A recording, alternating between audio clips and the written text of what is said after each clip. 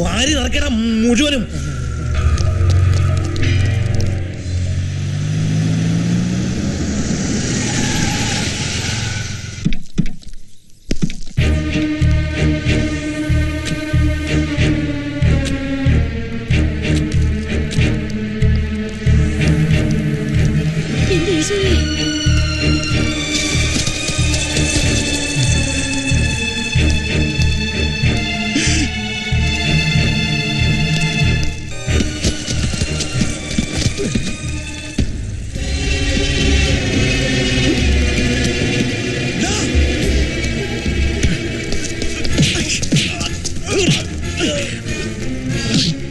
ഇതിനകത്ത് കയറാനുള്ള ധൈര്യം നിനക്ക് അങ്ങനെ വന്നടാ പട്ടി?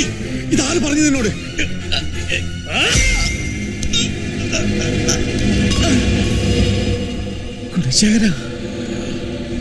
നിധി കാക്കുന്ന ഭൂതത്തെ പോലെ നിന്റെയൊക്കെ പണം സൂക്ഷിച്ചൊരു തെറ്റേ ഞാൻ ചെയ്തിട്ടുള്ളൂ. എന്നോട് എന്തിനാണ് ഇത്?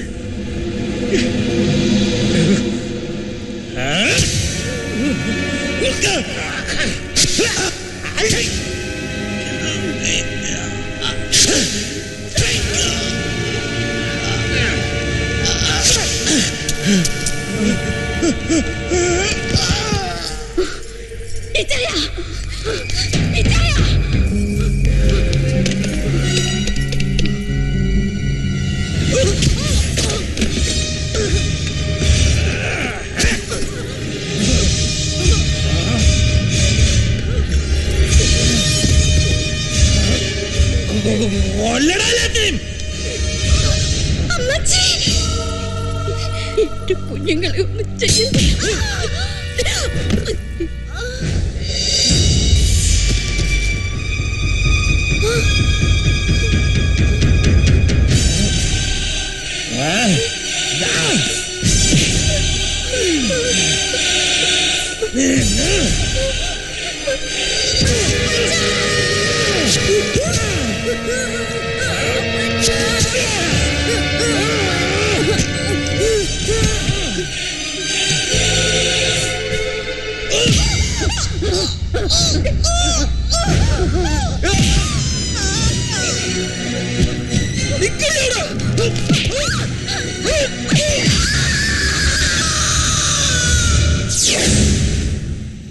വഞ്ചനയും ക്രൂരതയും മാത്രം കൈമുതലാക്കിയ നീ 5 കോടി രൂപ വാഗ്ദാനം ചെയ്ത് അഡീഷണൽ DGP ഗോമസിനെ വശത്താക്കി.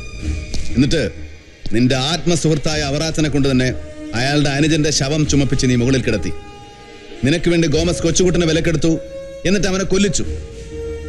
നാട് മുഴുവൻ ഇളകി മറിയുമ്പോഴും ബഹുമാന്യനായ മന്ത്രി തിരശ്ശീലയ്ക്ക് പിന്നിൽ അതിസമർത്ഥമായി നാടകം കളിച്ചു. ഒടുവിൽ കള്ളി വിളിച്ചെത്താവെന്നറിഞ്ഞപ്പോ നിന്റെ എച്ചിൽ നിന്ന് വളർന്ന ഈ പോലീസ് നായയെ കൊണ്ട് തന്നെ നീ ഗോമസിനെയും കൊല്ലിച്ചു. നിന്നെപ്പോലെ ഒരുത്തനെ ഈ രാമനാഥൻ നേരിട്ട് നിയമത്തിന് വിട്ടുകൊടുക്കില്ല. ഒരു പോലീസ് പടയോടുകൂടി വന്ന് നിന്നെ അറസ്റ്റ് ചെയ്തിട്ട് പോകാൻ എനിക്കാവും. പക്ഷേ തൊട്ടുപുറകെ ഈ രാജ്യത്തെ മുന്തിയ ഭരണാധികാരികളും പോലീസ് മേധാവികളും കോടികളുള്ള നിന്നെ രക്ഷിക്കാൻ എത്തുമെന്ന് എനിക്കറിയാം. മിടുക്കൻ, മിടുമിടുക്കൻ. നീ രാക്ഷസനും രാമനും മനുഷ്യനും മക്ക കൂടി ചേർന്ന് കലിക്ക്.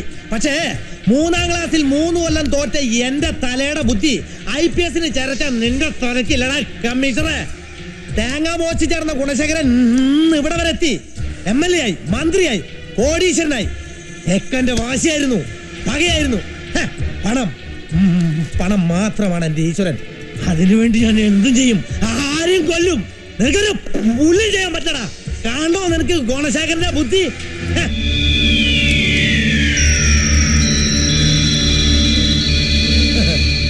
പേടിക്കണ്ട, നിന്റെ കുഞ്ഞ് താമസിക്കുന്ന അനാഥാലയത്തിലേക്കാ. അവനൊന്ന് കൊടുത്തേൻ. അവന്റെ ബോസ് ഇവിടെ നിൽപ്പുണ്ടെന്ന് പറ. നിന്റെ മറ്റവനാ സംസാരിക്ക. സാറേ, ഞാൻ അപ്പുവാ. ഞങ്ങളൊക്കെ കെട്ടിയിട്ട് ഇവിടെ ഓർഫനേജിൽ ബോംബ് വെച്ചിരിക്ക. ഉടനെ എന്തെങ്കിലും ചെയ്തില്ലെങ്കിൽ നമ്മുടെ കുഞ്ഞുങ്ങള്. സാറൊന്നും മിണ്ടാത്ത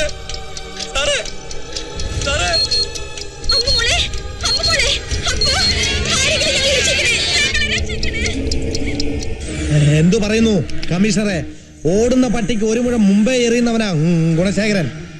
നിനക്ക് എന്നെ വേണോ അതോ നിന്റെ പ്രിയപ്പെട്ടവരെ ജീവൻ വേണോ?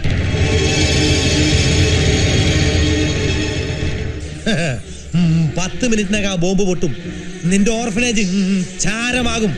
അതിനുള്ളിൽ നിന്റെ ജീവനായ അമ്മുമോളും നീ ഓമനിക്കുന്ന പിഞ്ചു കുഞ്ഞുങ്ങളും പിന്നെ സർവരും ബന്ധുവരിക്കും.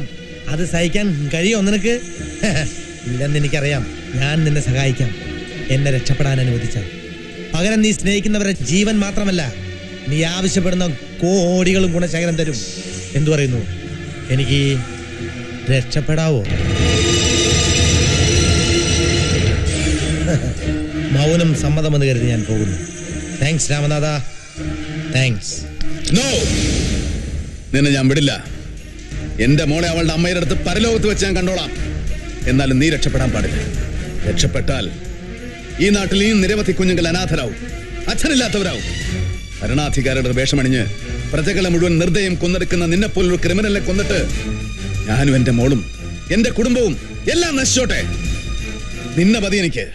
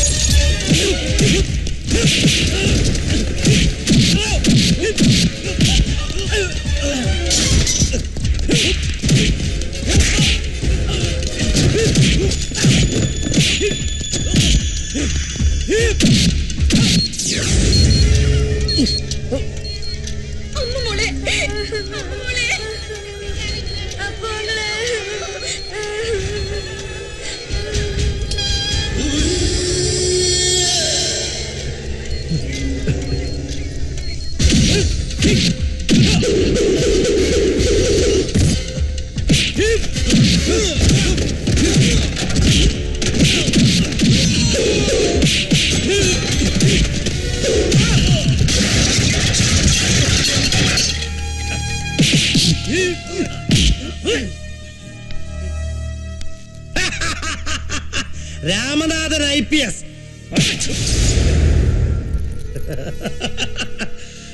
City police commissioner. നീ രാക്ഷസനാണല്ലടാ പുല്ല്.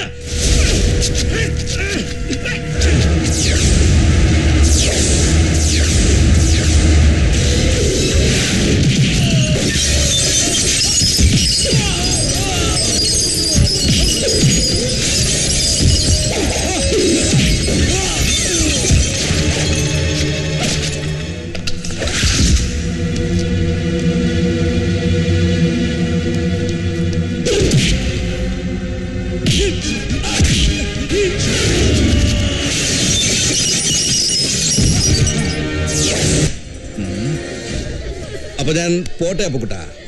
ഇനി 5 മിനിറ്റേ ഉള്ളൂ ഇത് പൊട്ടാൻ. അതിനു മുമ്പ് എനിക്ക് ഗാന്ധി സേവാ സദനത്തിലെത്തണം. അവിടെ നിന്റെ ദൈവം രാമനാഥനെ എനിക്ക് സമാധിയിരുത്തണം. ഞങ്ങളെ വേണേ കൊന്നോ, ഈ കുഞ്ഞുങ്ങളെ വെറുതെ വിട്ടൂടെ? ഇല്ല, അവനോടൊപ്പം അവന്റെ ജീവന്റെ ജീവനായ എല്ലാം നശിക്കണം. എങ്കിലേ ഇബ്രാഹിമിന്റെ പക തീരൂ. Okay, good bye.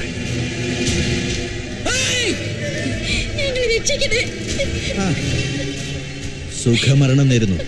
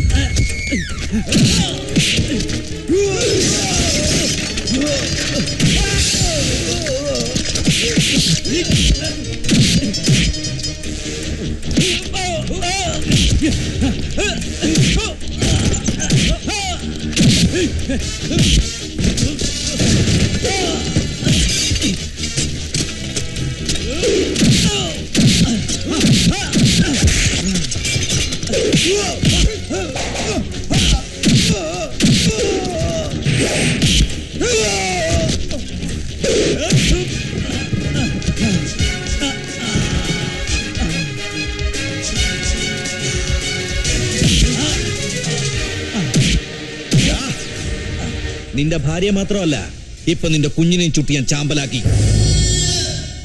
ഇനി എനിക്ക് നിന്നെ വേണം.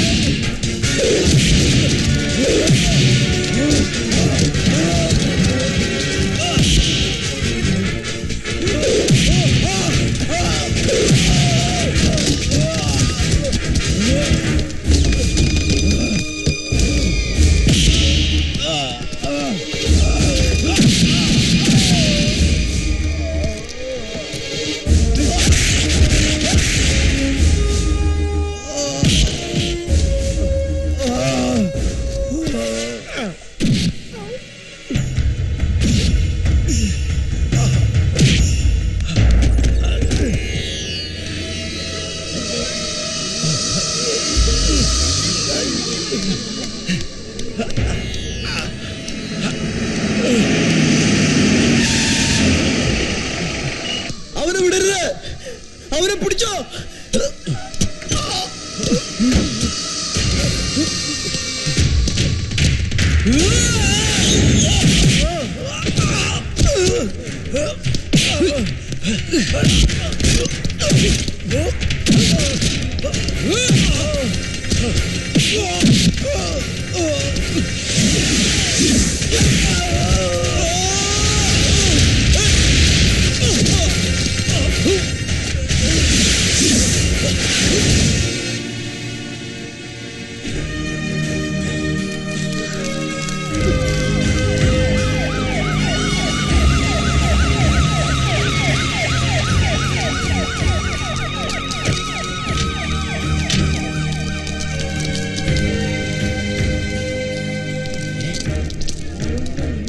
എന്താണ് താനീ കാണിച്ചേ?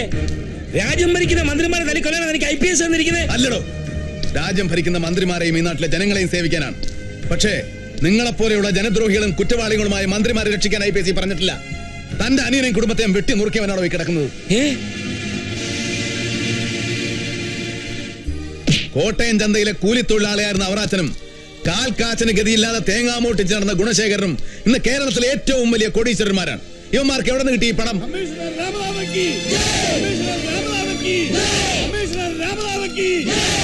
ഉടുതുണിയില്ലാത്തവന് സ്വന്തം മേൽമുണ്ടൊരിഞ്ഞു കൊടുത്ത ഈ മഹാത്മാവിന്റെ പേര് പറഞ്ഞ് രാഷ്ട്രീയ കപട നാടകം നടത്തുന്ന നിന്നെ പോലെയുള്ളവരെ എന്ന് ജനം തിരിച്ചറിയുന്നു, അന്നേ ഈ നാട് നന്നാവൂ.